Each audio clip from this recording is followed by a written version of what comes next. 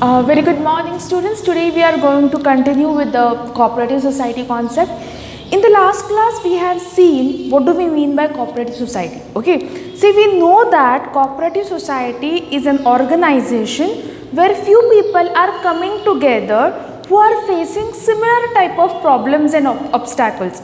To give solution on those obstacles, these people are coming together, okay, and they are trying to perform certain activities so that they will able to get some economical gains. That is known as cooperative society. एक दूसरे को help करते करते अपने problems को solution देने का मतलब होता है कोऑपरेटिव सोसाइटी. सी, इसमें सबसे इम्पॉर्टेंट कंसर्न है सिर्फ हेल्प ही नहीं करना है. You have to get some money out of it, you have to generate some income out of it. That's why they have created cooperative society, and it is mandatory that you have to register your cooperative society. Okay, now today in this class we are going to start with the advantages of cooperative society. ये cooperative societies होना क्यों ज़रूरी है, okay, और उसके फ़ायदे क्या है. See, simple formation. We know that there are multiple types of business. So far we have seen sole proprietorship and we have seen joint in the family business, right? See, more we need to learn about the company, how to start joint stock company. See, if you want to start joint stock company, formalities are quite bulky. Those are time consuming, same time those are going to be expensive, okay. But when you want to start cooperative society, compared to joint stock company, formation is very simple. If you want to start cooperative society, you require minimum 10 adult members, and registration process is also easy. So that's why they are saying that first advantage of cooperative society, because number of people are going to be more. In spite of having more number of people, registration process is going to be very simple.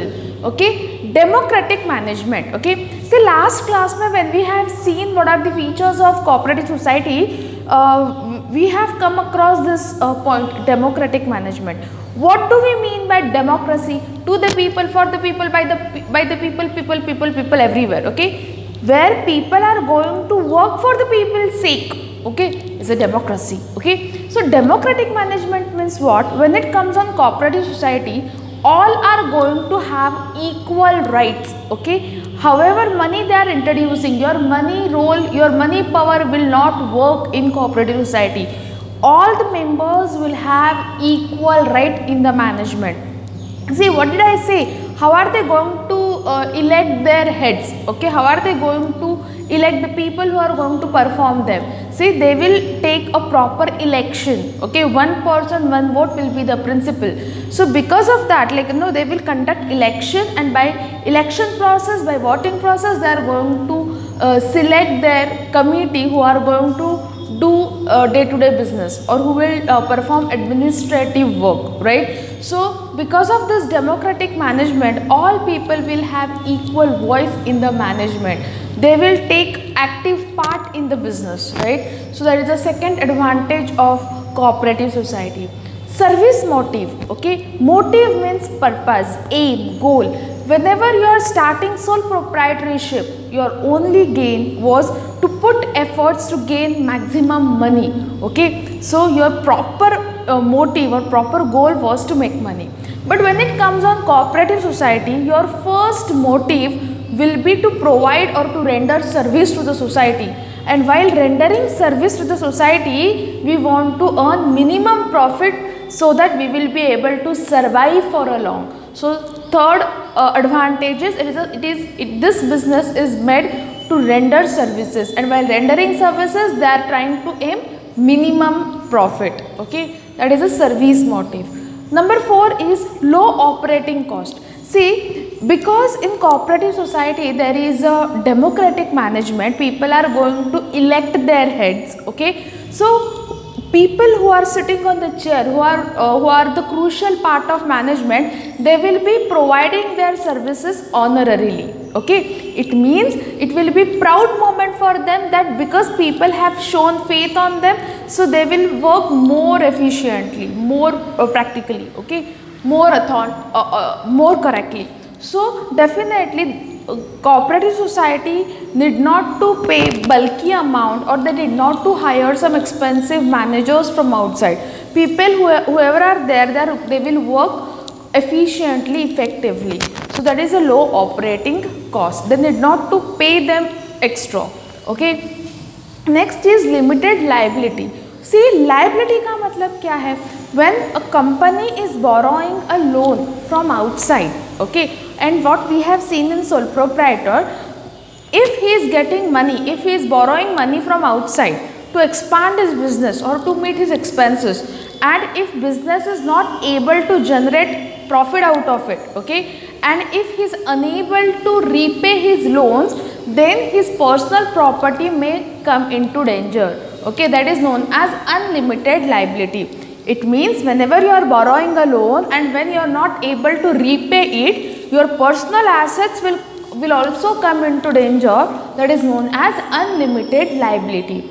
But when it comes on cooperative society, number of people are involved, okay, and all members are going to contribute, or they are going to give some amount as a capital. Okay, so definitely when many members are involved in the business, risk will get divided. Okay, risk will get divided. So when risk is getting divided, their liability will also get decreased. It will also get restricted. See, maximum how much loss they will suffer, whatever amount they have introduced, they might lose it. Okay, but their personal property will never come into danger. That is a limited liability. Next point is stability and continuity. See, in sole proprietorship we have seen that sole person or a person is entirely responsible for his act. Okay, see, it means he is the person who is going to control, manage the business alone. Okay, so unless and until sole proprietor is there, his business going to be there. Okay, if sole partner is becoming insolvent, okay, or on the death of sole proprietor, his business may get wind up. Okay, उसका business खत्म हो जाएगा. But when it comes on cooperative society, it is it is a group of people who are coming together and starting the business. So business is not going to be dependent on one person. Okay, people are going to join business and they will leave business according to their convenience.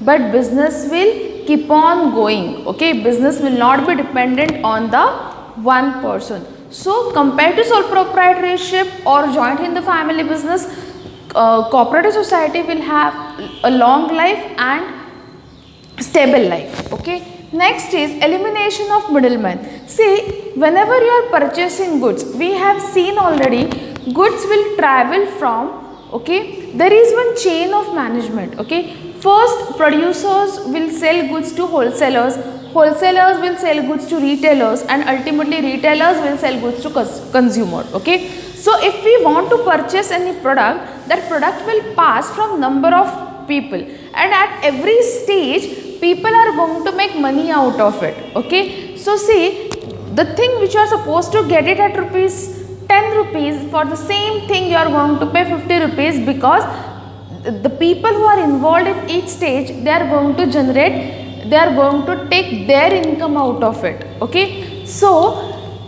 if you want to reduce the cost of your final product, then you should eliminate this middleman. Okay, and how are we going to eliminate those middlemen?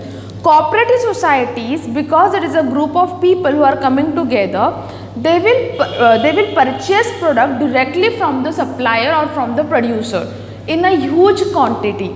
So because they are purchasing directly from the producer, okay, the commission of middlemen, that is wholesaler and retailer, will get eliminated.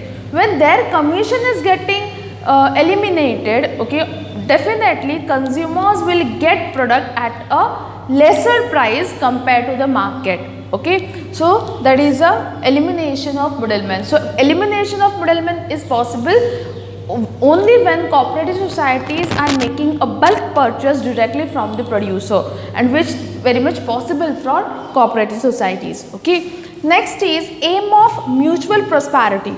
See, we know that the main aim or the main tagline of cooperative society is each for all and all for each. Okay, see, these people are working with each other to solve the common problem which they are facing. Okay, and while solving those problems, they are trying to get economic benefits out of it. They are trying to generate income out of it. So in cooperative society, not only one person will get benefited, okay, entire community, entire group is going to get benefited because of their activities. That's why they are saying that they are aiming for mutual prosperity. Prosperity का मतलब क्या होता है? Growth. Okay, see, so these were the advantages of cooperative society.